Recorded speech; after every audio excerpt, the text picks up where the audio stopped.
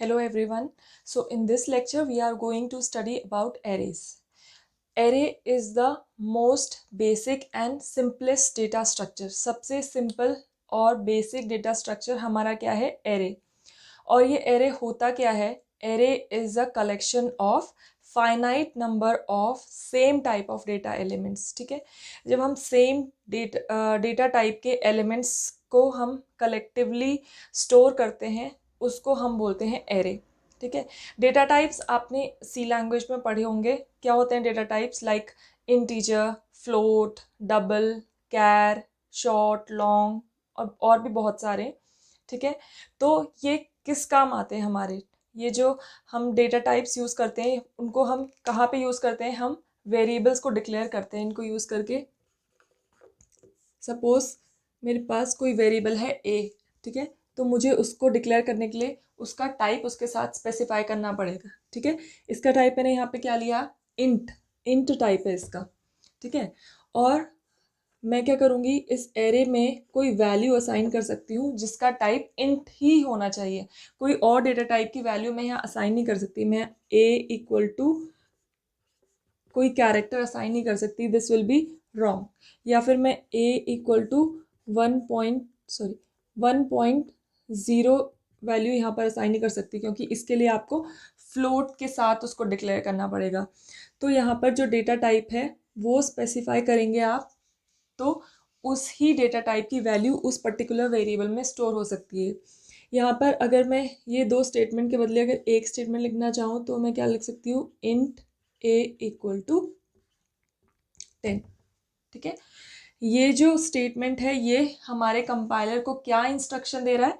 ये हमारे कंपाइलर को बोल रहा है कि कंपाइलर यहाँ पर हम एक वेरिएबल ए को डिक्लेयर कर रहे हैं जिसका टाइप है इंट और उसमें हम वैल्यू असाइन कर रहे हैं 10. अब इसी को हम थोड़ा फर्दर लेकर चलते हैं. सपोज मुझे अपने 5 सब्जेक्ट्स के मार्क्स को स्टोर कराना है. क्या स्टोर कराने हैं? Marks in 5 different subjects. तो मैं क्या करूँगी, यहाँ पे कितने सब्जेक्ट्स मुझे स्टोर कराने हैं? 5. तो मेरे को कितने वेरिएबल्स लेने पड़ेंगे? 5 variables. Int m1, m2, m3, m4 and m5. 5 subjects के ये डिफरेंट वेरिएबल्स मैंने डिक्लेयर कर दिए ऑफ टाइप इंट. ठीक है, मैं क्या करूँगी, इसमें वैल्यूज असाइन कर दूँगी जो भी मुझे मार्क्स इसमें स्टोर कराने हैं. ठीक है, हाँ, आप रन टाइम पे भी वैल्यू इनपुट करा सकते हैं और चाहो तो आप ऐसे असाइनमेंट ऑपरेटर यूज़ करके यहाँ पर भी असाइन कर सकते हो. ठीक है, m2 equal to 20, m3 equal to 30 and so on. ठीक है, ऐसे करके मैं 5 सब्जेक्ट्स के मार्क्स को एंटर करा लूँगी. लेकिन आप यहाँ देखिए, मेरे को ये मार्क्स स्टोर कराने के लिए कितने सारे वेरिएबल्स के नेम्स को डिक्लेयर करना पड़ रहा है. ठीक है, सपोज मेरे जो सब्जेक्ट्स हैं वो ज़्यादा है या फिर आपने जो वैल्यू स्टोर करानी है वो 10 है या 100 है या 1000 है, तब क्या आप ये डिफरेंट नेम्स को डिक्लेयर करोगे? यहाँ पर वो प्रैक्टिकली पॉसिबल भी नहीं होगा. आपको बहुत सारे नेम्स यहाँ पे डिक्लेयर करने पड़ेंगे. तो उस चीज़ को हम रिजॉल्व कर सकते हैं with the help of array. तो एक बहुत बड़ी प्रॉब्लम हमारी सॉल्व हो जाएगी यूजिंग एरेज. कैसे हम ये काम करेंगे? इसके लिए हमें लिखना पड़ेगा इंट. सपोज m मेरा एरे है और स्क्वायर ब्रैकेट्स में हम उसका साइज मेंशन करेंगे. सपोज 5 सब्जेक्ट्स के लिए मेरा एरे साइज है 5. तो यहाँ पर ये क्या हो गया आपका? Data type. m क्या हो गया? Array name.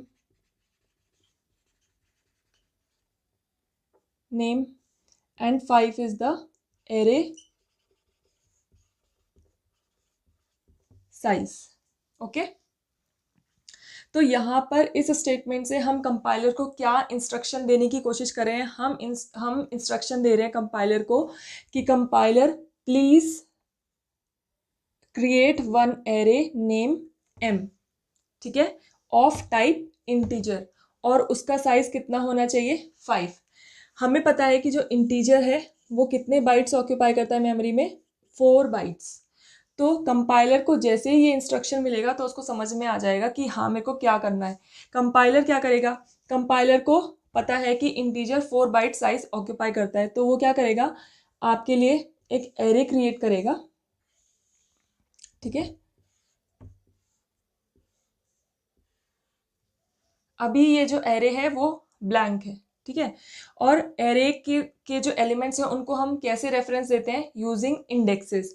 Suppose M array है मेरा, तो फर्स्ट जो एलिमेंट है उसको डिनोट करेंगे हम M0 से। जो इंडेक्सिंग हमारी स्टार्ट होती है जनरली वो 0 से इंडेक्स होती है, इसको बोलते हैं जीरो बेस्ड इंडेक्सिंग। तो 0 से स्टार्ट होके n-1 तक चलती है। तो यहाँ पर हमारा n क्या है, एरे साइज कितना है, n 5। तो ये कहाँ तक चलेगी, 5-1 यानी कि 4 तक चलेगी। फिर हम बीच के एलिमेंट्स की इंडेक्सिंग कर लेते हैं, 2, 3 एंड 4। तो अभी कंपाइलर ने क्या किया होगा, मेमोरी में इतने साइज के एरे के लिए कुछ स्पेस एलोकेट किया होगा। कितना स्पेस एलोकेट किया होगा, 5 एलिमेंट्स हमने यहाँ पे साइज मेंशन किया, और इंटीजर कितने बाइट्स लेता है, 4 बाइट्स। तो 5 × 4 = 20 बाइट्स ऑफ मेमोरी उसने हमारे लिए रिजर्व कर दी मेमोरी स्पेस में, ठीक है, for this particular array, right. अब हम इसमें क्या करेंगे, वैल्यू असाइन करेंगे। वैल्यू असाइन करने के लिए हम क्या करेंगे, M5 = कर्ली ब्रेसेस, और जो भी आपको इसमें एलिमेंट्स इनपुट कराने हैं उसकी वैल्यू। सपोज आपको इनपुट कराना है 10, 20, 30, 40, 50 एंड टर्मिनेट विथ सेमीकोलन। तो ये जो हम कर्ली ब्रेसेस में जो वैल्यूज़ दे रहे हैं वो सारी इसके अलग अलग इंडेक्सेस पे असाइन हो जाएगी, कॉन्जिक्यूटिव इंडेक्सेस पे, ठीक है। यहाँ पर वैल्यू आ जाएगी 10, देन 20, 30, 40 एंड 50। हो सकता है कि आप पूरी की पूरी 5 वैल्यूज ना दे करके, हो सकता है आप सिर्फ 2 वैल्यू अभी स्टोर कराना चाहो, या 3 वैल्यू स्टोर कराना चाहो, या 4 या फिर 5, लेकिन 5 से ज़्यादा वैल्यू आप यहाँ पर नहीं दे सकते, ठीक है। यहाँ पर आप ऐसे नहीं लिख सकते कि 50, 60, ठीक है। ये आपको कंपाइल टाइम एरर देगा। क्यों, क्योंकि आप ऑलरेडी कंपाइलर को बोल चुके हो कि आपके एरे का साइज कितना है, 5। तो आप ऐसा नहीं कर पाओगे, राइट, क्योंकि आपके लिए इस एरे के लिए उतनी मेमोरी उसने अलॉट ही नहीं की है मेमोरी स्पेस में, राइट। अब हम कुछ अलग अलग केसेस देखते हैं एरे के लिए। Suppose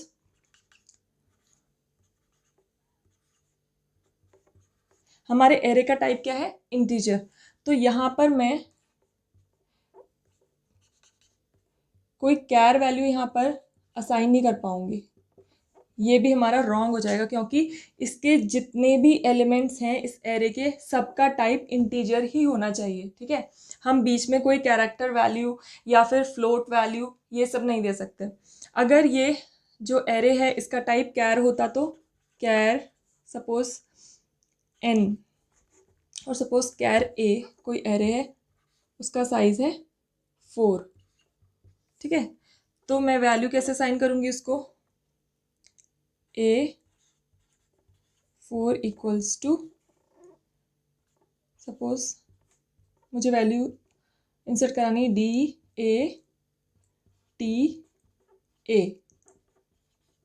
and terminate. तो ये एक वैलिड स्टेटमेंट है, राइट। अगर मैं यहाँ पर 10 वैल्यू दे दूँ तो this will be wrong now, तो ये गलत स्टेटमेंट हो जाएगी, कंपाइल टाइम एरर देगा आपको। क्यों, क्योंकि आपका जो ये एरे है उसका टाइप क्या है, कैर। तो हर एक एलिमेंट का टाइप कैर ही होना चाहिए। लाइक यहाँ पर इंट था तो हर एक एलिमेंट का टाइप इंट ही होना चाहिए। तो जिस टाइप का आप एरे डिक्लेयर करोगे उसका हर एक एलिमेंट उसी टाइप का होना चाहिए, राइट। अब हम बात करेंगे इस एरे की मेमोरी रिप्रेजेंटेशन की। ये एरे मेमोरी में किस तरह से रिप्रेजेंट होगा वो हम देखते हैं यहाँ पर। सपोज हमारे पास एरे का साइज है 10, ओके, और उसमें एलिमेंट्स अभी करेंटली हमने असाइन किए हैं वो है 5, ठीक है, फ्रॉम M0 to M4। ये कॉन्जिक्यूटिव इंडेक्सेस हैं element to refer the elements. Elements को हम किससे रेफर कर सकते हैं, एरे के इंडेक्स से, और जो कि कॉन्जिक्यूटिव फॉर्मेट में होगी, ठीक है। नाउ जैसे ही आप कंपाइलर को ये इंस्ट्रक्शन देते हो कि int m in square brackets 10, तो कंपाइलर ने क्या किया, कंपाइलर ये सपोज हमारी मेमोरी है, ठीक है, ये मेमोरी ब्लॉक है। तो कंपाइलर क्या करेगा, कंपाइलर इस एरे के लिए कितना 10 इंटू 4 बाइट्स यानी कि 40 बाइट्स ऑफ मेमोरी वो इस पर्टिकुलर एरे एम के लिए रिजर्व कर देगा, ठीक है, जिसमें ये वैल्यू एंटर करा सकते हैं हम इस एरे में। सपोज हम 5 अभी फिलहाल उसमें 5 एलिमेंट्स हमने स्टोर कराए, ठीक है, तो क्या होगा 1 2 3 4 एंड 5, ठीक है, 6 7 8 एंड 9। ओके, ये जो हमारी फर्स्ट वैल्यू है ये है 10, सेकेंड 20, देन 30 40 50। ओके, और जो रेस्ट ऑफ द लोकेशन है वो अभी हमारी एम्प्टी है, वहाँ हमने अभी कोई वैल्यू असाइन नहीं की है। इसको मैं इंडेक्सिंग दे देती हूँ इसकी M0 M1 M2 M3 M4 और कहाँ तक जाएगी हमारी लास्ट M9, क्योंकि नंबर ऑफ एलिमेंट्स कितने हमारे 10। तो इधर हमारी रहेगी इंडेक्स और इधर मैं रखूंगी मेमोरी लोकेशन या फिर मेमोरी एड्रेस। अब सपोज जब हमारी ये ब्लॉक ऑफ मेमोरी एलोकेट करी कंपाइलर ने, तो जो स्टार्टिंग एड्रेस है या जिसको हम बेस एड्रेस बोलते हैं, सपोज वो है हमारा 1000। ओके, अब हम बोल रहे हैं कि ये जो वैल्यू है ये इंट टाइप की है, ये जो एरे है इंट टाइप का है, तो हर एक एलिमेंट को जो मेमोरी असाइन होगी वो कितने बाइट्स की, 4 बाइट्स की होगी, ठीक है। तो ये 100 से लेकर 1003 तक जो भी मेमोरी स्पेस है वो किसको अलॉट होगा, M0 को, ठीक है। सिमिलरली, और ये कंटिग्यूस मेमोरी एलोकेशन है, तो ये कंटिन्यूसली चलेगा 1004 till 1007, next 1008 till 1011, then 1012 till 1015 and 1016 till 1019। और जो लास्ट मेमोरी है हमारी वो जाएगी 1036 till 1039। ओके, तो यहीं तक ही आपके लिए आपकी इस एरे एम के लिए मेमोरी लोकेशन अलॉटेड है फ्रॉम 1000 टिल 1039, ठीक है। ये स्पेस हमें एम को मिल गया है। अब आप उसके अंदर चाहे 5 वैल्यू स्टोर कराएं, चाहे 6 चाहे 7 या जितनी भी, बट नॉट मोर देन 10। 10 से ज़्यादा आप इसमें वैल्यू स्टोर नहीं करा सकते क्योंकि एरे का साइज कितना है 10, राइट। अब यहाँ पर कुछ टर्म्स है जो हमें जाननी बहुत ज़रूरी है। First is upper bound, upper bound denoted by UB। Upper bound क्या है आपका, अपर बाउंड है आपका मैक्सिमम जो इंडेक्स है एरे का जो इंडेक्स है मैक्स कहाँ तक गया है उसको बोलेंगे हम अपर बाउंड। यहाँ पर इस एरे M का मैक्सिमम इंडेक्स कितना है 9, तो इस केस में हमारा अपर बाउंड हो जाएगा 9। Next thing is lower bound, lower bound जहाँ से आपके एरे की इंडेक्सिंग स्टार्ट हो रही है यानी कि 0 से, यही है आपका लोअर बाउंड, ठीक है, denoted by LB, so that is 0 in this case. Next thing जो आपकी है वो है विड्थ। विड्थ क्या है, जो आपका एरे का टाइप है, like in this case integer, ये कितने बाइट्स ऑफ मेमोरी ऑक्यूपाई करता है, ठीक है। तो इस केस में इंटीजर कितना लेता है 4 बाइट्स, ठीक है, कितना लेता है 4 बाइट्स, तो इसमें विड्थ क्या हो जाएगी 4, राइट। अब हमारे पास इन इंडेक्सेस के थ्रू किसी भी एरे के किसी भी एलिमेंट का एड्रेस फाइंड करना बहुत इजी हो जाता है। लाइक अगर मुझे एरे के 9th एलिमेंट का एड्रेस चाहिए तो मैं इजीली फाइंड कर सकती हूँ, कैसे, using the base address. Base address आप किसे बोलते हैं? एरे के फर्स्ट एलिमेंट का या जो 0 इंडेक्स पे एलिमेंट है उसके एड्रेस को आप क्या बोलते हो? बेस एड्रेस या base location of that array. तो यहाँ पर बेस एड्रेस कितना है?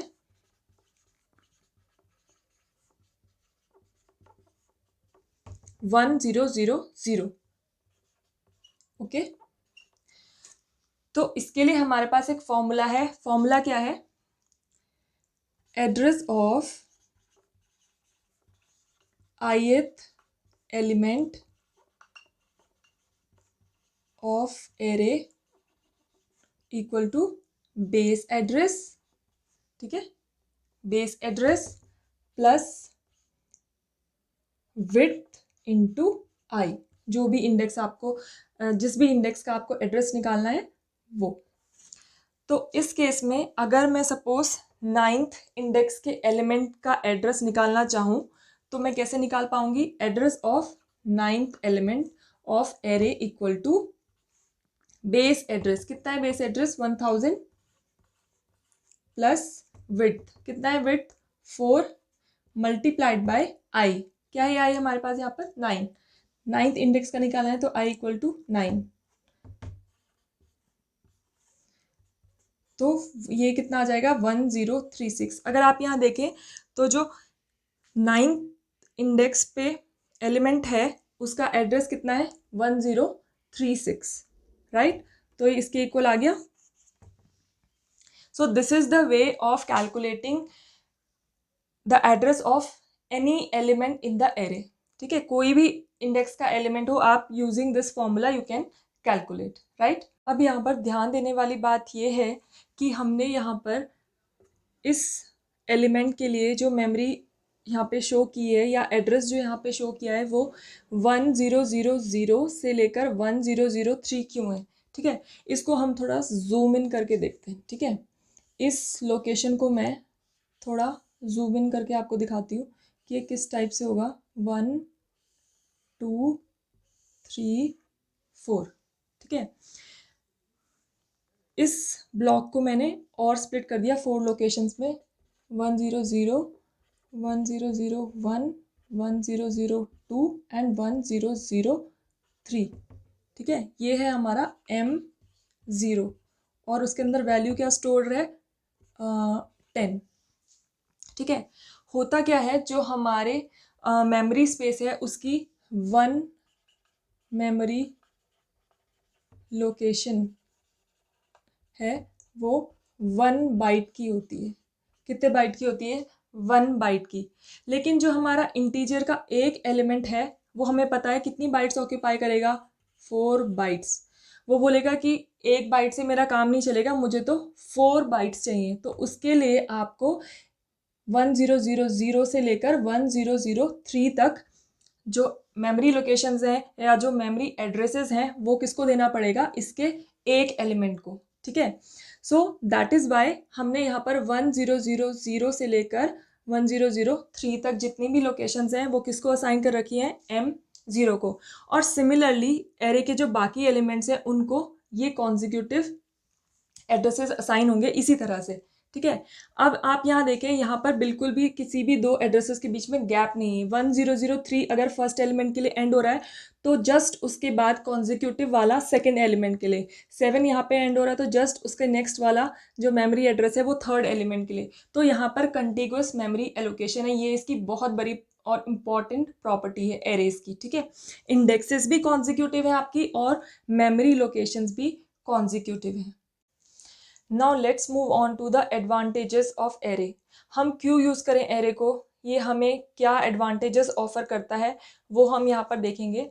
सबसे पहला क्या है कि हम मल्टीपल डेटा आइटम्स को सिंगल नेम से यहाँ पर डिक्लेयर कर सकते हैं, ठीक है? जैसे कि मैंने आपको बताया था कि मल्टीपल मार्क्स किसी भी सब्जेक्ट्स के लिए हम instead of declaring multiple variables M1 M2 M3 हम एक सिंगल एरे M क्रिएट करके और उसके डिफरेंट इंडेक्स में डिफरेंट सब्जेक्ट के मार्क्स को स्टोर करा के मल्टीपल डिक्लेरेशन से यहाँ पर बच सकते हैं, ठीक है? तो 5 डिक्लेरेशन के बदले मैंने एक सिंगल डिक्लेरेशन की और उसमें मेरे जितने भी डेटा आइटम्स थे उनका क्या था? सेम टाइप, कंडीशन क्या है, उन एलिमेंट्स का सबका जो डेटा टाइप है वो सेम होना चाहिए। इंट है तो इंट, फ्लोट है तो फ्लोट, कैर है तो char. Okay, so moving on to the next advantage. Next advantage क्या है, elements can be randomly accessed. अब हमारे पास एलिमेंट एक फैसिलिटी प्रोवाइड करता है हमें, वो है इंडेक्स। ठीक है, जैसे कि मेरा m कोई एरे है, इंट m, साइज यहाँ पर मेंशन कर दिया 5। ठीक है, एलिमेंट्स क्या हो जाएंगे इसके, m0, m1 dot dot dot dot till m4। तो यहाँ पर एक चीज़ कॉमन है इसमें, वो है एरे का नाम। डिफरेंट क्या है, एरे के इंडेक्सेस 0, 1, 2, 3, 4। ठीक है, तो मैं हर एलिमेंट को किससे, उसके इंडेक्स से आइडेंटिफाई कर पाऊंगी।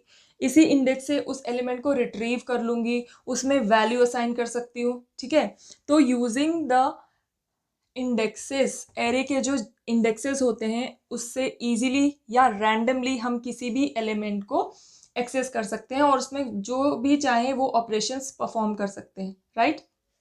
Now moving on to the third advantage is that is since contiguous memory locations no chance of extra memory being wasted। अब जैसे मैंने आपको मेमोरी रिप्रेजेंटेशन में दिखाया था कि यहाँ पर जैसे फर्स्ट एलिमेंट जो था m0, उसको मेमोरी अलॉट हुई 1003 टिल 1000 टिल 1003, और जो नेक्स्ट एलिमेंट था m1, उसको मेमोरी अलॉट हुई 1004 से लेकर 1007। ये फर्स्ट एलिमेंट के लिए स्लॉट है और ये सेकंड एलिमेंट के लिए। तो जैसे ही फर्स्ट एलिमेंट का जो यहाँ पर मेमोरी लोकेशन एंड हुआ 1003, तो नेक्स्ट एलिमेंट के लिए जस्ट उसका कॉन्जिक्यूटिव मेमोरी एड्रेस यहाँ से स्टार्ट हो जाता है। बीच में कोई भी memory wastage, extra memory wastage यहाँ पर अवॉइड करते हैं यहाँ पर। ठीक है, तो जो इंडेक्सेस है वो भी कॉन्जिक्यूटिव हैं और जो एड्रेसेस है वो भी कॉन्जिक्यूटिव फॉर्म में है। तो इससे क्या होता है, एक्स्ट्रा मेमोरी आपकी वेस्ट होने से बच जाती है और उससे जो है मेमोरी ओवरफ्लो को हम अवॉइड कर सकते हैं। Okay, so that is the main property of array, you can say. Now next advantage of array is, array को यूज करके आप अदर डेटा स्ट्रक्चर्स जैसे कि लिंक लिस्ट, स्टैक्स, क्यूज, इनको इम्प्लीमेंट कर सकते हो। ठीक है, इनको क्रिएट कर सकते हो, इनमें ऑपरेशंस परफॉर्म कर सकते हो using the taking the help of arrays, right. So these are some basic advantages that arrays offer to you. ठीक है, now moving on to the disadvantages of the arrays. So the first disadvantage or drawback of using array is we need to mention array size in advance। जब आप array को declare कर रहे होते हो int a, suppose array name, we have to mandatorily mention this size at the time of declaring। ठीक है, आपको compile time पे ही array का size mention करना पड़ता है, that is the mandatory thing। अगर आप साइज नहीं मेंशन करोगे तो ये आपको कंपाइल टाइम एरर दे देगा। तो इसका ड्रॉबैक क्या है, ड्रॉबैक ये है कि आपने तो 5 एलिमेंट्स का एरे डिक्लेयर कर दिया, लेकिन लेटर ऑन यू रियलाइज्ड, आपको ये रियलाइज हुआ कि हमें तो 5 एलिमेंट्स की नहीं, हमें तो 6 एलिमेंट्स की या 7 एलिमेंट्स की ज़रूरत पड़ रही है। ठीक है, अपनी रिक्वायरमेंट के हिसाब से। तो तब आप इस एरे के साइज को चेंज नहीं कर पाओगे। तो आप एरे के साइज को चेंज नहीं कर पाओगे, तब आप क्या करोगे, एक नया एरे क्रिएट करोगे, उसका साइज बढ़ा के मेंशन करोगे और फिर इसके एलिमेंट्स उसमें कॉपी करोगे। तो आपको पहले से ही साइज मेंशन करना पड़ेगा, क्योंकि बाद में उसका कुछ नहीं हो सकता, वो साइज उतना का उतना ही रहेगा। 5 मेंशन कर दिया तो, क्योंकि कंपाइलर को समझ में आ जाता है कि मेरे को कितने बाइट्स ऑफ मेमोरी इस एरे को देना है, वो एक्स्ट्रा नहीं देगा आप, और इससे ज़्यादा एलिमेंट्स को एंटर नहीं करा पाओगे। नेक्स्ट डिसएडवांटेज एरे का है वो है insertion of an element at first position. जब भी आप एरे की फर्स्ट पोजीशन पे कोई एलिमेंट को इंसर्ट कराओगे वो आपको बहुत कॉस्टली पड़ेगा। सो इसके एक्सप्लेनेशन पे जाने से पहले हम एक रियल लाइफ एग्जांपल को अच्छे से समझ लेते हैं। सपोज एक बेंच है जो किसी पार्क में लगा हुआ है और इसकी टोटल कैपेसिटी है 6 पीपल, इसमें 6 लोग आराम से अकोमोडेट हो सकते हैं कंफर्टेबली। तो 6 पीपल इसकी कैपेसिटी है। 1 2 3 4 5 एंड 6। ठीक है, इतने इतने स्पेस में इतना इतना स्पेस हर एक बंदा लेगा और कंफर्टेबली वो बैठ सकते हैं। अभी करंटली सपोज यहाँ पर 4 लोग बैठे हुए हैं, ठीक है, कितने लोग बैठे हुए हैं, 4, 1 2 3 4, ठीक है। अब सपोज कीजिए कोई पर्सन आया है और वो यहाँ पर खड़ा हो जाता है इस पर्सन के पास, ठीक है, जो ऑलरेडी फर्स्ट पोजीशन पे बैठा हुआ है बेंच पे। तो इसने बोला कि मैं तो इसी फर्स्ट पोजीशन पे मुझे बैठना है, चाहे कुछ भी हो जाए। तो सपोज़ ये बाकी के लोग थोड़े समझदार थे, उन्होंने सोचा कि चलो इसकी ज़िद पूरी होने देते हैं। तो ये लोग क्या करेंगे, एक एक पोजीशन आगे शिफ्ट हो जाएंगे। कहाँ शिफ्ट हो जाएंगे, एक एक पोजीशन आगे शिफ्ट हो जाएंगे और ये बंदा आराम से आके यहाँ बैठ जाएगा, ठीक है। तो कुछ ऐसा ही सिनेरियो रहता है insertion of an element at first position of an array, ठीक है। हमारे पास सपोज एरे है 5 एलिमेंट्स की, ठीक है, और उसके अंदर सपोज उसकी इंडेक्सिंग हम कर देते हैं M0 M1 M2 M3 M4 और इसमें कुछ एलिमेंट्स हैं 10 20 30 40। साइज क्या है, n equal to 5, array size है 5। अब मेरे को कोई एलिमेंट है 5, इसको इंसर्ट कराना है फर्स्ट पोजीशन पे। तो मैं सिंपली जाके यहाँ पर 5 अगर लिख दूँ तो ये 10 कहाँ जाएगा, ठीक है, कहाँ जाएगा ये 10, इसके लिए भी तो कोई जगह होनी चाहिए। इसको हम ऐसे तो नहीं, क्योंकि ये भी एरे का पार्ट है, ये भी कोई वैल्यू है जो इस एरे के अंदर है, तो इसको भी मेंटेन रखना है मुझे, इनकी सीक्वेंस भी मेंटेन रखनी है। तो मेरे को क्या करना पड़ेगा, एक एक एलिमेंट को फॉरवर्ड शिफ्ट करना पड़ेगा, एक एक प्लेस आगे भेजना पड़ेगा और तब जाके इसके लिए यहाँ पर गैप बन जाएगा, एक स्पेस बन जाएगा और ये 5 इजीली यहाँ पर अकोमोडेट हो जाएगा। तो ये एक तरीका है। अगर मेरे पास इस एलिमेंट में ऑलरेडी 5 एलिमेंट्स पहले से हैं, तो तब उस केस में क्या मैं यहाँ पे फर्स्ट पोजीशन पे इंसर्ट करा पाऊंगी, नहीं करा पाऊंगी, क्योंकि मेरा जो एरे है वो तो ऑलरेडी फुल है, उसमें तो किसी 6th एलिमेंट के लिए जगह ही नहीं, क्योंकि उसका साइज ही 5 है, राइट। तो insertion of an element at first position पे क्या हुआ, हमने एक एक पोजीशन एलिमेंट्स को आगे खिसका दिया। कितनी पोजीशन एलिमेंट्स को आगे खिसकाना पड़ा मुझे, 1 2 3 4, क्योंकि ये चारों के चारों एलिमेंट जो इसमें ऑलरेडी थे वो मुझे आगे आगे शिफ्ट कराने पड़े, ठीक है। तो जितने इसमें एलिमेंट्स थे उतने मुझे शिफ्ट्स चलाने पड़े, तब जाके इसके लिए स्पेस बना। तो ये जो मैं शिफ्टिंग कर रही हूँ ये बहुत ज़्यादा कॉस्टली हो जाएगा मेरे लिए, ठीक है। सपोज उस एरे में उस टाइम n इक्वल टू 5 हम डिनोट कर रहे हैं total size of the array, और सपोज हम इसकी current element, suppose current size मेरा कितना था 4, क्योंकि इसमें कितने एलिमेंट्स थे 4। और अब जब मैं 5 एलिमेंट इंसर्ट करा दूंगी तो मेरा करंट साइज चेंज होकर कितना हो जाएगा, +1 इक्वल टू 5। तो मुझे कितने शिफ्ट्स कराने पड़े, जितना उसका करंट साइज था उतने सभी एलिमेंट्स को आगे आगे खिसकाना पड़ा यहाँ पर एक फर्स्ट एलिमेंट के लिए जगह बनाने के लिए, राइट। तो ये एक बहुत ही ज़्यादा कॉस्टली ऑपरेशन हो जाएगा। So that is why insertion of an element at first position is very costly, right. तो जिस तरह से हमारा insertion of an element at first position costly operation है, उसी तरह से deletion of an element at first position of an array वो भी बहुत ज़्यादा कॉस्टली है, ठीक है। ये दोनों काफ़ी सिमिलर हैं एक दूसरे के। अब डिलीशन हम समझते हैं कि कैसे होगा। सपोज फर्स्ट पोजीशन पे जो एलिमेंट है, यानी कि 0th इंडेक्स पे जो एलिमेंट है, ये हमें अब नहीं चाहिए, we want to delete this element. तब हम क्या करेंगे, हम सिंपली क्या करेंगे, ये जो वैल्यूज़ हैं ये इससे पहले वाले इंडेक्सेस पे शिफ्ट कर देंगे, ठीक है, एक एक शिफ्ट इधर कर देंगे। तो जितनी भी वैल्यूज़ है वो एक एक शिफ्ट होके इधर आ जाएगी, तो यहाँ पर जो वैल्यू है वो अपडेट हो जाएगी और इसी तरह से सारी वैल्यूज़ क्या हो जाएंगी, अपडेट हो जाएंगी। तो सेम थिंग है, हमें मल्टीपल शिफ्ट्स यहाँ पर करने पड़ने, ठीक है।